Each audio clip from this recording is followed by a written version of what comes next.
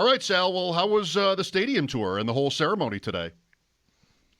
I mean, the stadium tour was incredible. The stadium is amazing, and yeah, the ceremony was good. They did a really fine job, and the ribbon cutting, and you've been at these kinds of things, and they've had them here at the stadium a few times for different Mm-hmm. things along the way. The groundbreaking and the last beam that went up, and Topping now off, right? Yeah. yeah, and now today. But I mean, for us in the media, for me to get a tour of that stadium, and there were a lot of Buffalo media there who are not Bills beat reporters. They're not people who cover the team on a regular basis. They're news people or some other, entertainment, whatever it is. Mm-hmm. And, might be on TV and, anchors. But there were people who asked me, hey, how does this compare? Because I have been to all but 3 NFL stadiums. And I will tell you, the answer I gave them is the answer I'm going to tell everybody right now. I'm not saying this because I'm Sal in Buffalo on the radio, because it can sound like that sometimes. It is as nice or nicer than any stadium I've been in. It is brand new, there's no doubt. Like, it reminds me in different ways of different stadiums. Like, for example, when you walk around like the suites or the hallways or whatever, the nicer areas of SoFi, it's pretty new. Mm-hmm. Like, it's just like that. The difference is SoFi is a venue. It's an entertainment venue. It is not actually built to be a football stadium. That is part of what they do. They're actually going to have swimming in the Olympics at SoFi. They're putting pools there, right? Like, this, though, is a football stadium. So you get all that, and then you walk in and say, oh, yeah, this is for football. The first time today today was the first time that I've been there. I've been inside there maybe like 4 times. Today was the first one where I actually felt, when I was on the field, there was a football game coming up. It felt like a Mm-hmm. pregame getting to the stadium early with the music and maybe a handful of people there doing some different things, getting ready, and you get a little bit of those juices flowing. Like, oh, there's something happening here today. Like, today was the first time I felt that. Yeah. For me, not being able to get out there today was a day where there's times when there's news conferences happening or just any news at all, like a Wednesday injury report, where I question how smart it is to follow the number of people that are on the beat that I Yeah, do, right, because it's yes. very repetitive. It's just like one after the other after the other. Like, here's, maybe slightly different wording, but like the same message. Today was a day that I was extremely pleased that I've maintained following all of those people, because everyone was posting different pictures and different videos. And I feel like if I'd been there, I might not have seen as much of the stadium as I saw following, a half a dozen or more of folks like yourself who cover the team. And I mean, it's still, not having set foot in there, it's hard to be blown away, but I'm pretty much blown away by what I've seen so far, Sal. There's lots of really cool touches, I think. Yes. One of which, Kathleen Fitzgerald, who's one of these reporters I'm referring to. Catherine Fitzgerald. Catherine, thank you. God, sorry. She posted some pictures of art displays, and I think said eventually there's going to be like a little QR code so you can, on your phone, find out who, and maybe even, patronize this artist in some other way if you really like their work. And I just think, and I happen to know a couple of people who've been commissioned to do that work.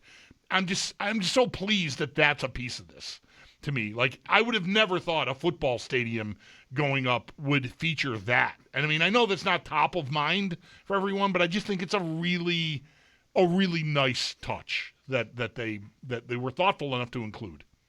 I'm glad you mentioned Catherine's tweet about that. By the way, she's at KFitz134 if people want to see the pictures, because Thank you. I did not take a picture of all the different art.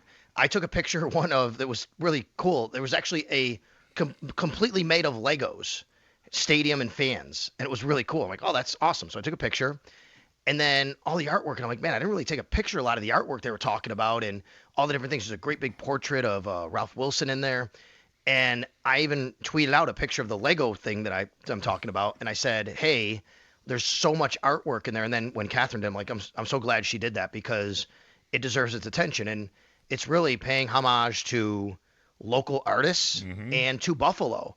And what I mean by that is there's a lot of stuff in there that I'm telling folks right now, if they're going to go to games, you might not learn for years and years or maybe never. You have to kind of pay attention to or read about or really care about maybe all the little details that do have to kind of do with Buffalo in some way, shape, or form. They've incorporated. There was one little tiny piece that we were looking at, like, see how that's curved? That's because it's in the style of the grain elevators. I'm not kidding, right? It's like, Right. okay, yeah, that looks right. Like, oh yeah, I can see that totally right there. There's another piece it's just like the Albright Knox Art Gallery, and then you have the art that's right in there. Super cool. So, when they say they made it for Buffalo to represent Buffalo, I don't think you get the full scope of that unless you really care to understand what all of that means and see it. So you guys were allowed to tweet pictures of anything you saw, unlike camp? Yes and no. On the media tour, yes. Okay. But we were given a separate tour of just the media who cover the team regularly, of like press box, locker room, things like that, and that was just for us. Okay. So that we knew, and it really was for our operation. Like, they started us here. You're going to walk in here. Here's where the players are coming in. You can get shots of arrivals here. Then you take your credential. You go to this area. Come up this elevator. Here's the press box. This is where everything's located in the press box. After the game, go down this elevator to get to the locker room. Here's the locker room. Here's the post-game press room. All that kind of stuff. How, just to ask, how much of an adjustment is this for players, really? I mean, a lot of these guys have been on other teams anyway. They haven't spent their entire football lives at the old place. But I don't know. I mean, are there areas where something meaningful will be different in terms of preparation or just, I don't know, the field itself? I mean, it's grass field, for one thing. That's a change. Grass field with turf sidelines.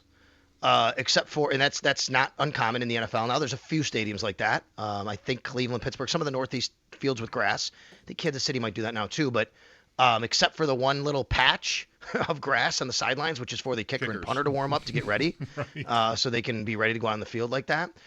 There is, I would say this, Mike, to answer your question, is I don't think it's much of an adjustment because they play at new stadiums all the time. Like, every week you're in a new stadium, basically.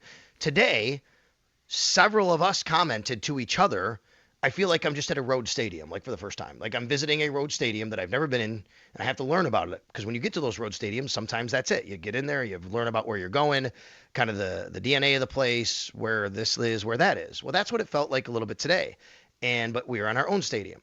I think there are a couple things, though. I think the one of the biggest changes for this team, if they've been on the team, they do have a really nice locker room. Although, Bulldog, I know you've never been in there. I listened the other day. I do know they do have a really nice locker room at the older Highmark Stadium, which has been renovated over the years a few times. But the new one is just spacious and spectacular and super easy to navigate and see your teammates right there. More like a hockey locker room would be designed, if that makes sense. You know what I mean? Yeah. But bigger because there's so many guys. And then, like, the seats they're sitting in with their outlets on the wall, and to pull the seat up to put stuff in, like, that's going to be really cool. But then there is, and I don't think we saw this today. I didn't see it personally, but I know it's there. There is like and I don't want to say how long it is without knowing for sure. I might be 30 yards, 20 yards, 40 yards. There's a field, like a turf field near the locker room, where players will be able to, like, warm up, or if they're injured in the game, they can go and they can be like, they can rehab and run and do high knees and work out. Like, that's new. I've never seen anything like that. And they're going to have that ability to do that, like, right there inside, like, the tunnel, you might call it, or near the locker room, without, like, anybody seeing them in just being kind of a private area. All of the different amenities they need for training during a game, and all the things you can think of with, working out or tubs and stuff like that, I'm sure are also a part of it right there on site. And then, when they walk out, so the team will walk out of a tunnel in the corner of the end zone for the game. They'll go out there, they'll warm up. They'll go back in.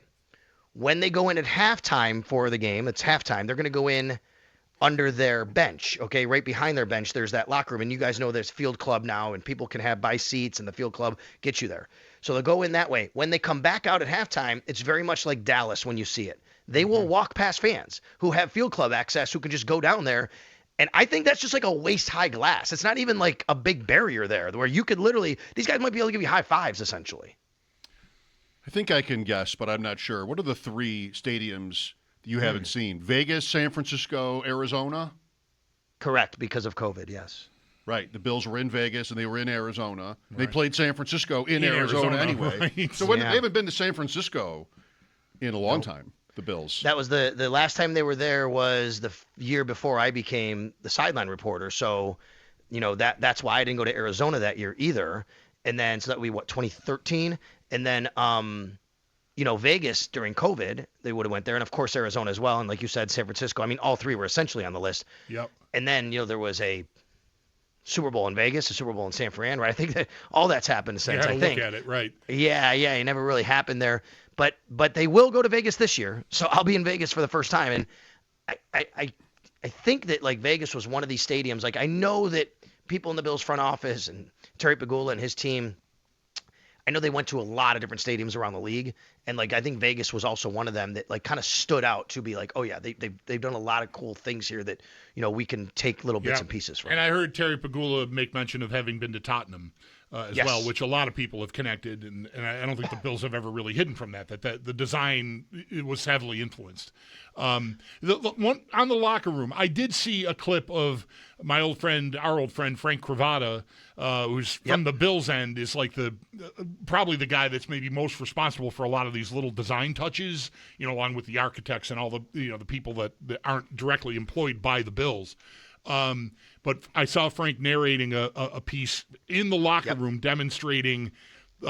First of all, you mentioned like each locker is going to have the outlets, and like it's basically a power strip that's hidden that like popped up from the shelf in the locker, which is pretty cool. But the reason I'm even bringing this up is that he mentioned how the lighting is designed to, depending on what they're wearing, it will change like the mood in the room. The lighting in the room will complement. If they're wearing all white, there's more white light. If they're wearing red or blue, that the shades of the way the room is lit will represent what they're wearing that day. I want that. Yeah, we saw that today, and I couldn't take a picture, obviously, like I said, I tweeted out, but yes, that was exactly it, and I remember that. So we asked staff there about it, and that was exactly what was said to us. So it was red and blue on top of the ceiling. Yeah. But like if the Bills are wearing all white that day, they can make it just look all white. And I think it's going to match exactly what you said, Bulldog, which is and they can do all that. And they have the ability to change that lighting. They have the ability to change the lighting down at the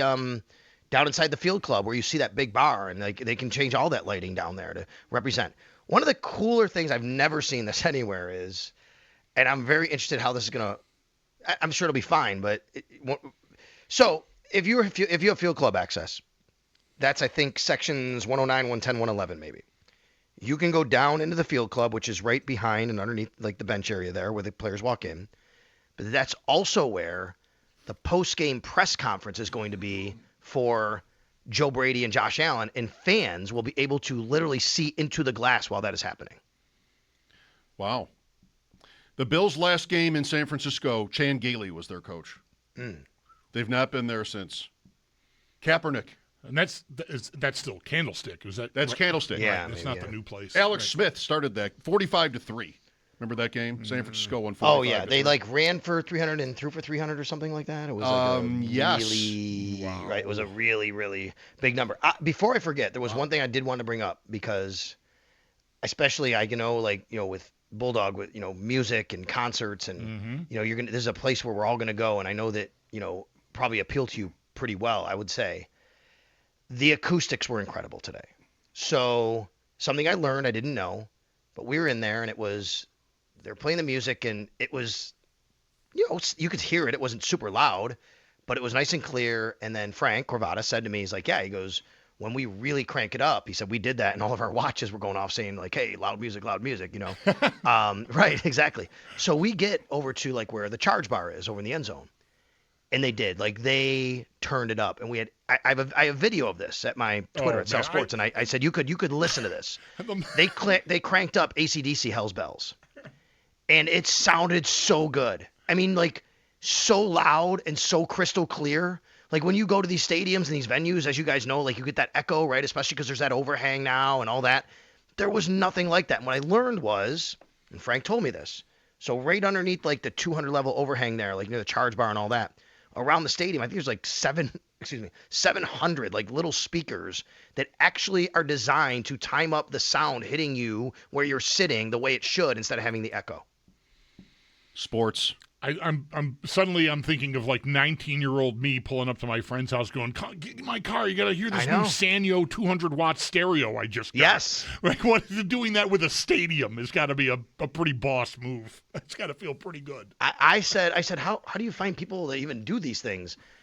And, he said, listen, we really sought out the best audio engineers in the world to do these kinds of things. And that's what we were after. And when it came to the video board and the sound, and it shows. I'm just telling you, like, it doesn't do justice. Videos and pictures that I post, it's really pretty damn cool. One other thing I observed from just looking at these photos and the videos that so many of you and your peers posted this morning, Sal, when they initially had put the seats in with the red and white and the blue and the sort of swirling, and the rest of the stadium wasn't, like, all the finishing touches weren't there, I wasn't sure how that was going to land on me. But seeing them now with all the finishing touches there, like logos and the colors on the walls around the field and upper, I think it really looks great. The choice they made to seemingly somewhat randomly just have the seats colored the way they are. I'm sure it wasn't entirely random. It just kind of looks that way. I think it totally works. I agree. It's kind of different and a little weird when you think about it, and then you see it being put together, and then you're there, and then you're like, oh yeah, it doesn't spell out anything or anything like that, right? It's just there. Like, why is it like that? I don't know. I mean, yeah, you're right. Maybe some areas are certain colors for certain reasons, but a lot of it is actually quite random. And then where the in the north end zone, where that charge bar is, I don't know about the south end zone. I wasn't there I didn't go over to that spot, but in the north end zone, like, I took a picture. I mean, some of the seats where people are going to be sitting are the most cushiony. Like, imagine, like, being in a golf cart and saying, this is the best seat I've ever sat in a golf cart, right? Like, it feels like that.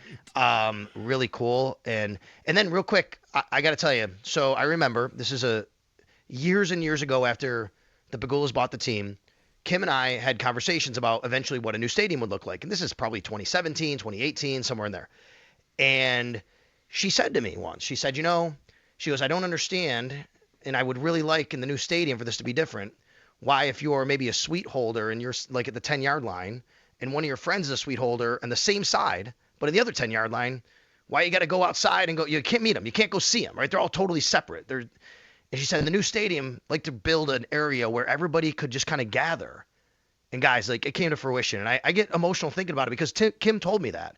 And I relayed that story today to Frank. He's like, you're right. And Todd Starowitz, I told him, and he said, you're right. And it's because that was Kim's vision. And they have this large, really awesome atrium with TVs and lounge chairs, and you can have a corporate event there. You can have a fantasy football draft there. You can have a Christmas party. But it's cool because no matter where your suite is, you can get together with people to enjoy the day, the game, a blowout, whatever.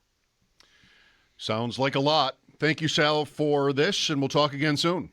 You got it, guys. Thanks. Yeah, excellent. Sal Capaccio on the Wester Hotline. His appearances are brought to you by New York's only outlet, Liquor. When you need to stock up, it's the place to buy a case. What's your outlet? It's all very exciting. My first game, I sat on a metal bench in the pouring rain wearing a garbage bag, and somehow I enjoyed it. Yeah. I don't know how many speakers they had, but, man, it was good enough for me. Mike Schopp